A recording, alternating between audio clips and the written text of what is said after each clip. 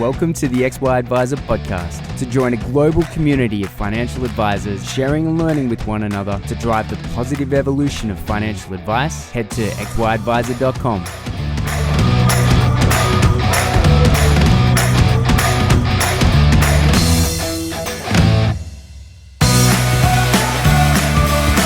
Both Zurich and Onepath life insurance offerings deliver the broadest range of offerings in the market with a combined 4 distinct solutions on offer to better serve all Australians. At Zurich and Onepath, we believe in the value of advice and the professionals who provide it. This means investing in more ways to help your clients and making it easier for you to do business with us. To find out more about how we can help you and your clients, contact your Zurich and Onepath Life or Zurich Investments representative today.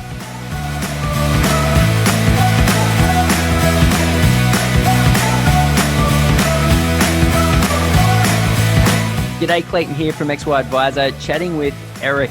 Mate, how are you? Good, how are you? Well, thank you. Considering everything that's going on. Not too bad. Yeah, no complaints. It's kind of interesting for professional services. We're a little bit more set up to sort of, ebb and flow with something like a quarantine than say a lot of other professionals. So, I've got a pretty sunny disposition considering, a couple of weeks ago, I was a little bit concerned that the whole world was going to fall apart. So as a part of this 10-part mental health series, we're interviewing a bunch of experts in the field, and we're interviewing a handful of advisors, which we often do. And you were one of the advisors that we wanted to speak to. Can you sort of give us a little bit of a background to your experience so far? My experience so far has been, in this little period, has been mixed. I've got some people that are quite upbeat about it all, and I've got others that are down in the dumps. But, I must say that being local here in the Southern Highlands, we've had the bushfires this summer. Now we've had COVID-19. And some people around here are doing it tough, really tough mentally. First we were blanketed in smoke. It looked like London in a good fog. And now we are sort of going, there's no one on the streets. Back then there wasn't either, and now there isn't either. So, it's sort of, people have been sort of hit hard here. Yeah. And I think, we've got to make sure, I think, as advisor that our mental health stays good. We look after ourselves, because only then can we actually help others. Yes, there's certainly that. And I've had some great conversations with, a couple other people during the series about how to sort of help your mental health and remaining sort of mentally fit. But it can be a little bit hard, especially if everyone is going around, if everyone's sort of surrounding you and your clients are going through tough times. One of the things that we were speaking about before we started was the idea that for as much as an advisor can give, I guess, you would say like emotional security in terms of, that feeling of comfort, in terms of their long-term goals, because we play a weird role in society. We sort of, link the present and the future and sort of, lay problems to feel like they're more secure. But when things get super bad, right? Let's say a client needs to claim on insurance, like mental problems, and they need to claim on income protection. Yeah. One of the things that you were speaking about before we got started was the knowledge that for as much value advisors can give, that we should still be aware that there are professionals to sort of take the load, the majority of the load off our tables. That's right. Yeah. As I said to you before, it's more a question that if we notice that there is a client with an issue, it's more a question that we are busy with triage, assessing, and then saying to them, I think you need support. I can help you with your financial side, but I can't help you with the other side. I'd like to, I'll support you, but I professionally can't do that, because they will see themselves very much as a victim of it all, and you can't be their rescuer, if you want to call it that, because that's going to cause you issues as well in your mental health. I'll give an example. Yesterday, I was speaking to a client. I always find it funny, the ones with more money they've got, the more they worry about it sometimes. And I could definitely tell on the Zoom meeting that she was struggling. So I just was talking about her portfolio, this, what we were doing and what the investment managers were doing, etc., to her. And at the end of it, I said, I think really that you should go and speak to someone and help support you through this.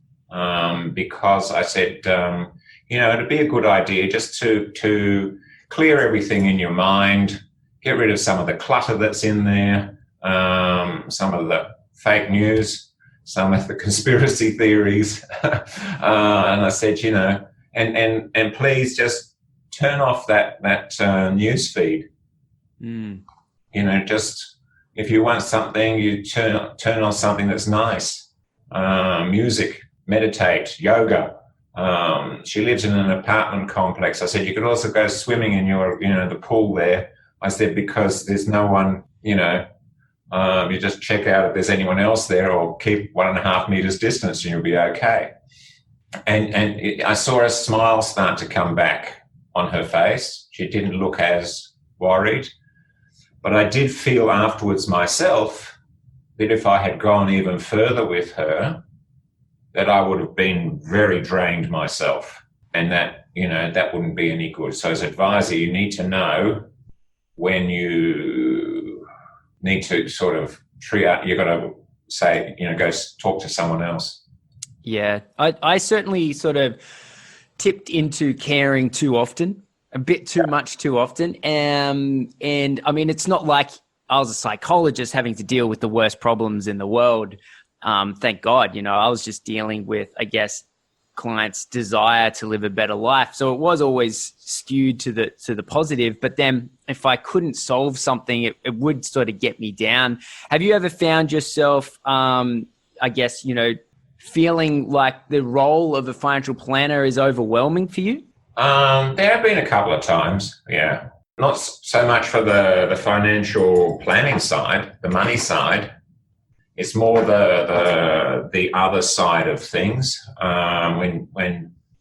because you are dealing with people's emotions, beliefs, all of those type of things. The thing is, at the beginning, this client, yesterday, she goes, "I'm going to lose all my money," and I said to her, "No, you're only going to lose it if you sell everything at the moment. Then you've lost. You've got to sit tight." I said, it's going to be like a roller coaster ride, but sit tight, please. And I said, if you do sell anything at the moment, because she's got huge capital gains in her portfolio, I said, you're going to only be paying the tax office. She just chuckled. He said, oh, no, we don't want to do that. So I got to laugh at her with that one. So yeah, at the very least, get her into pension phase. My God. Well, she is with part of her portfolio, and the other part isn't. So no, absolutely. She's got to take it. Good advice, mate. Well, okay, so I mean, it is an interesting time, and we're definitely going to be dealing with more clients suffering from sort of, if nothing else, just mental exhaustion with everything that's going on so far this year. Were you advising back at the GFC? I was advising already back in October 1987. Oh, geez. Hey, I've seen it all. Wait, so you started a blip on the horizon. So you started your career during the 87 crash. Or just before that. Oh my God. So you really had a baptism of fire. And then, but by the time GFC came around, you laughed that off. Oh, yeah, I laughed that one because I'd already seen Iraq War, Kuwait, oil crisis, you name it. You've done that. That's sensational. You know. So for example, when your client today was saying, you know, I feel like I got to sell, you said, you know, you can look at them and say, well, that's what my 1987 clients said, and they've made, you know, umpteen times their amount of money. Oh, that is such a fantastic sort of. Pull out the old graph of the Australian, you know. Yeah. Look, this is what happens. Mate, that's awesome. Are you finding this time around, just because it's due to a medical sort of silent, you know, it's a weird kind of problem, a pandemic, because you know, the financial system is suffering due to not so much a systemic financial problem this time. It's due to a health crisis, which is causing a freeze to the general economy. Are you finding that there is more grief this time around with the clients than previous, or is it almost identical? I would say there is a bit more grief because the grief is now associated with people dying rather than, you know, sort of financial collapse of some sort. I think there's people dying, there's people that are sick, you know, and I think that's an added factor on top of everything. But to be really honest, I don't think that the market correction is not only due to COVID-19. I think it was coming, and COVID-19 has actually just triggered it, okay? Because if you look at, since the GFC, if you look at where share markets have gone, they've gone to all-time highs again, right? And then when you're talking about multiples of, you know, whatever, it's got to come back sometime again. Absolutely. When everyone is rushing to the table to eat at the trough, as I call it, right? Suddenly all the diners leave. Then is actually the time to buy. Hands down. I mean, I was looking at there's an ETF out there that basically mimics with relative accuracy the price of oil. Yeah. Right. So I'm looking at this price of oil ETF going, there's probably never been a better time to stock up on oil. On oil. Yeah. Why do you think our government's doing it? You know, I don't like Angus Taylor. He's my, you know, sort of my federal MP, but, you know, and I go, he's got it right. Let's stock up on the old oil. Absolutely. Well, they're paying you to take it off their hands at this stage. It's insane. Yeah. Oh, good. Poor old Arabs, they've got too much of it now. Yeah, exactly. I think, considering the size of their checkbooks, I think they'll do all right for a fair while. Yeah. So just getting back into the mental health, have you seen over the course of your career since 1987, have you seen mental health become a larger problem in Australian society, or is it, you know, is it the same, you know? I think it's actually become more talked about. Thank goodness. It's always been there. It's never been very well recorded because you didn't talk about it. And if someone was down, you know, they were told to get over it. And quite often that had disastrous consequences. But I think it's always been there. It just now is more talked about, and I wish it was actually even more talked about. Interesting. What would you add, or what would you like to see added to the conversation? Well,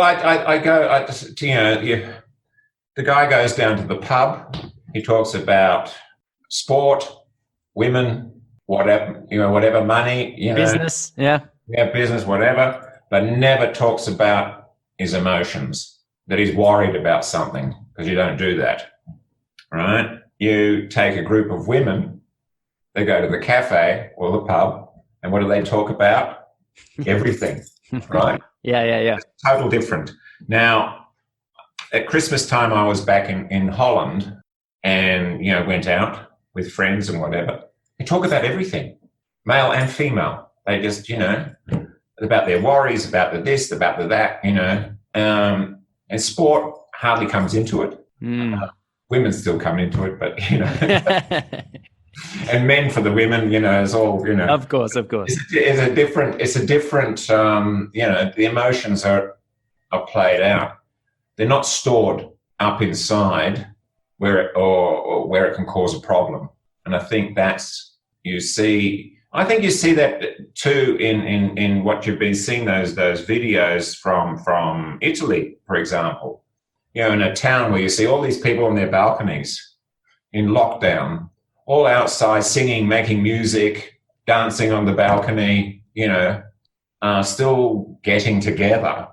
And I think that's the problem at the moment because of our distances here. There's not enough getting together. Zoom has done a lot for a lot of people, that they still have social contact, but a lot of people don't have any social contact. So I've made it a point of sending out an email every week to my clients, and that email is not necessarily about money. It's some other thought-provoking idea, or how about we see this as a whole new start to whatever we're doing. Or I just go, I've heard there's some great online yoga and meditation, and, or I send them a music clip, something just to say that and then always sign off. If you want to have a chat, just give me a call. And I think that's important. I'm really interested in, because I feel like, being Dutch and being more comfortable speaking about emotions, I'm interested to maybe dive into how you would talk to your clients about their mental health and about how to go get help. So you alluded to it earlier, but that would be really tricky for me. And maybe that's just because I'm, like a sixth generation Aussie or whatever it is. And it's just been bred into me. But I would really struggle to tell a client like that they should go see someone. Now, do you have people that you recommend? Yeah. So you have existing relationships with counselors or psychologists that you trust, and that you when appropriate, hand on the. Now, do you do and I want to get really sort of operational here. Do you do an email introduction, or do you facilitate a meeting between the three of you, or like how 1 to 10, how much of your emotional capacity do you put into that, I guess, exchange? I don't attend any of that, right? That's up to the client and the counselor, psychologist, whoever. I have a number of people that I do work with who I trust, and because everyone will need someone different. You can't just have one counselor or psychologist, because I myself have used many a time in the past already. I mean, when I've gone through difficult times, I've sat down with a counselor and a psychologist to, chat things through, just unburden. And I think that's what you got to say to a client, that you think that they need to unburden a bit, and it would be good if they spoke to someone about it. That can happen anonymously over a phone call initially if they want, or that can happen, by ringing up, say, Beyond Blue or Lifeline, or someone like that. But then I try and encourage them just to have a chat with my local friend, and say I've said, and tell them that I've used him before. Right. So that's how you make it sound less offensive. Yeah. Or is you say, hey, this is someone that I've used in the past to unburden myself when I've gone through X, Y, Z. With what you're talking to me about, we can only sort of handle that so far.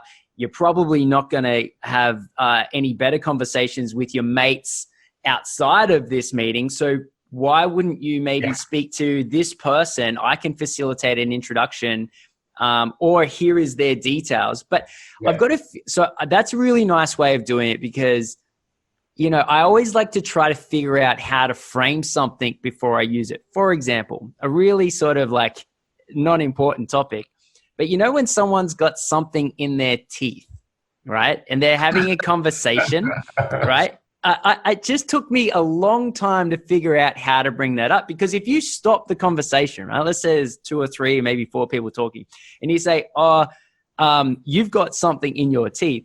It's a really weird thing where, even though you're being really polite to help them, you know, not embarrass themselves, and obviously everyone can see, it's almost like you're breaking the social taboo by saying, hey, you've got something in your teeth, right? And so it's almost like drawing attention to it is worse than ignoring it, where it's impossible to ignore. And so I figured out, after many years of thinking about this very trivial thing, the best way to say it is, you know, like you're having a conversation and you say, hey, do I have anything in my teeth? And they go, no. And you go, because you do, you know. And so you can kind of turn it into a bit of a joke. I don't have that problem. Being Dutch, we just say you got something between your teeth. Yeah. Lean over and just exactly. Maybe it's the other way around. Maybe there's a problem I've had over the years, that because we're horribly honest sometimes, not into niceties always like that. You know, that you know. That's a very good point. Ourselves, but at the other people at the same time. Yeah, maybe Australians are too emotional and too sensitive that we can't talk about this stuff. You know, that's very interesting. But so I basically, you know, this very trivial, there's something in your teeth thing, but I figured out how to handle this thing, and I always like to try to figure out the framing. So even, you know, I did a podcast series about ethical investments, and then I kept asking, I wanted to know how to bring up ethical investing, because the last thing you want to do is say to a client, hey, do you want to ethically invest? Because then they go, whether they say yes or no, you're sort of left in a weird position. So basically the little trick that I learned to bring up that topic is to say, hey, when you do shopping or anything like that, do you go out of your way to buy caged eggs or not caged eggs? Or like, do you have, you know, buying preferences with your regular groceries? And then from there, that then opens up a conversation, and you can sort of enter into that theme without bringing it up, you know, in an uncomfortable manner. But I really like the way that you're able to do this with mental health, because if you feel like you should be saying something, you can say something like, hey, look, I've used this person, or this is the type of thing that I've done when I've been in your position. You should look at that. That is such a good way to bring it up. Yeah. I actually think everyone should go and have a session, especially in our industry, because I mean, my talking about mental health started off when I heard via Emily that there was, you know, this great number of suicides amongst financial advisors. And I said, well, what can we do? We need to do something, because we can't have them under the stress of, you know, aphasia, whatever you want to call that thing. Yeah. Which suddenly has been thrown overboard because accountants can give, you know, advice freely again. You know, and I go, we've had to cope with that. You know, then some of us had to cope with bushfires. Then some of us had to, you know, but before that maybe drought, and now there's COVID-19 thing, and I just go, I reckon every financial advisor should actually go and lie on a couch for a couple of hours and have a chat. That's a very, very, very good point. And I mean, because it wears you down after a while. And if you don't do something about it, see, I meditate, I do yoga, I exercise, and I go home to a beautiful place where I just stare out at the paddocks. But, you know, if you don't do something, to rest your mind, it starts churning. And then when it starts churning, then that's when you start getting difficulties. Yeah. A few years ago, I wrote a book, and a part of that book was a lot of research into just, like the financial planning process in general. You help your clients through many different phases of their life, today and tomorrow and everything like that. And one of the things that I sort of ducked into, as you often do when you got to bloody fill 50,000 words, is you explore every single angle. And at one stage, I remember writing a little bit about the skills required to, and this was, I read it out of a book called The Happiness Trap. It was a really interesting concept, which is your general resilience and what works well on a 99% of the time basis. Like your day-to-day, get up and go. When something gets you down, you just put your backpack back on and put one foot in front of the other, and you overcome the mental hurdle. And obviously we all do this. Otherwise we'd still be crying about not getting the lollipop when we're 1 year old, right? Yeah. Like we all have this innate ability, but that ability backfires and works against you when there is something of legitimate concern. Yeah. And when something is legitimately bad, that strategy is actually really, really bad to use when something's legitimately bad. And so it becomes a spiral, because you go, I'm so accustomed to getting over something. However, the thing that I'm coming up against, I can't move past because it's legitimately bad. And then so you try again, and then you get knocked back again. And then at each knockback, it becomes almost more intense. And so that was a really interesting part in that research, was that identifying the moments in time which are of genuine concern that you cannot simply move by or past, to say, hold up, I'm going to stop for a second here, and I'm going to actually talk to someone who can help me navigate, because there is a way to navigate, but it's hard to find. And as humans, we don't spend that time figuring out how to do that navigation of those peculiar, you could call them one-off or rare events in life. And so the skill set we have is excellent. You can't operate without it. However, it's your enemy when it comes to legitimate concerns. So learn, having, I guess, the discipline to talk to someone when that moment in time is necessary is something that we all I agree with you, we just need to get over, and we need to go do when we arrive at that point. Yeah. I mean, I know, having been through, there are 2 points in my life where I was pretty down low. And I recognize now for myself, if I'm getting, if the battery's getting a little low again, okay, my body now knows, the signs of being, not sleeping well, sort of being on a bit on autopilot. You get out of bed, you have your breakfast, you go, not really caring what I look like, and you just feel overwhelmed. And that's when I know I can more or less triage myself and say, right, Eric, you need to, pick up the phone, have a chat to whoever. And I do that for myself. Don't let it get out of hand.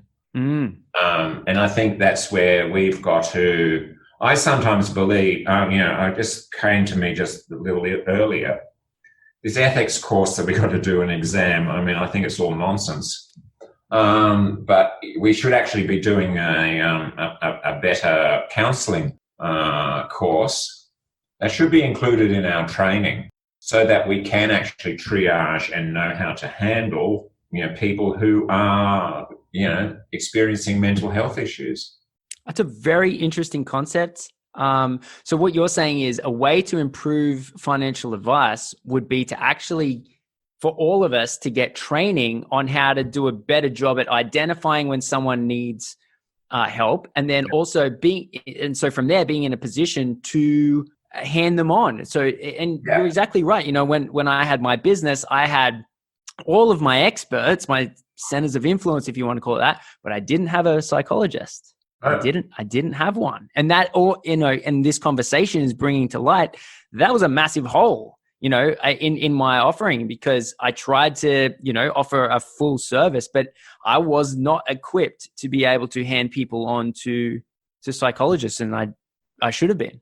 Yeah. I mean, I think it's because we get to see as a financial advisor a lot of times when people are under stress financially, mentally, when there's sickness, when there's disability, when there's death, then, you know, there's divorce and there's marriage and there's all those other issues that people come to us around. And I think it's important that we are able to not just put on the smile and say it's all going to be okay.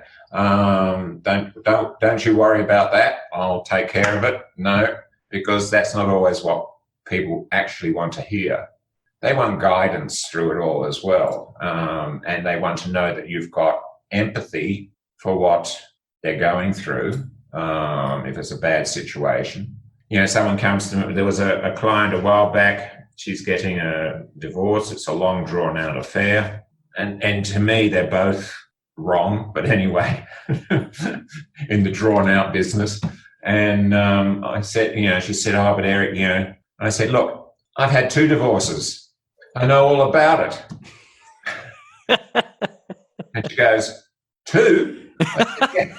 And I said, and she goes, oh, so you know what I'm going through? And I go, yep.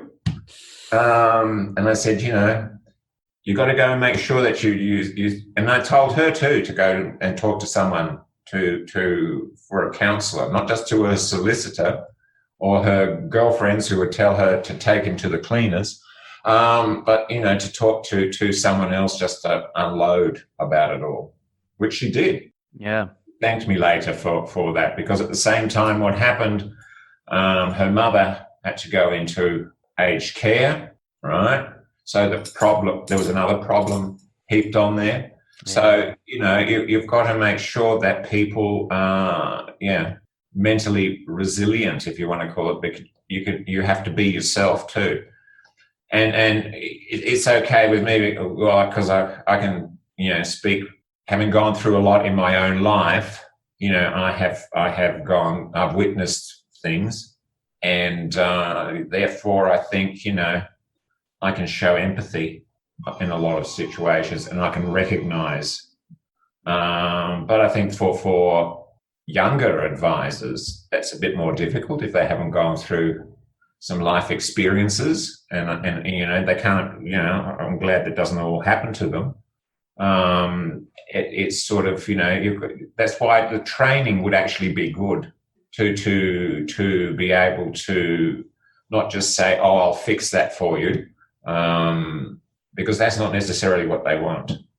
They want a peace of mind and a plan, not just financially a plan forward, but a whole life plan forward. Yeah, definitely. It's almost interesting that no industry body has attempted or product has approached this exact issue that we're talking about. Because if we have a think about, you know, the rise of mental health problems, the rise of mental health claims, you know, the effect that, you know, that this is having on the insurance industry as a whole, to the point that APRA had to turn up and say, whoa, like it's about to fall over if you guys don't sort of rein this in.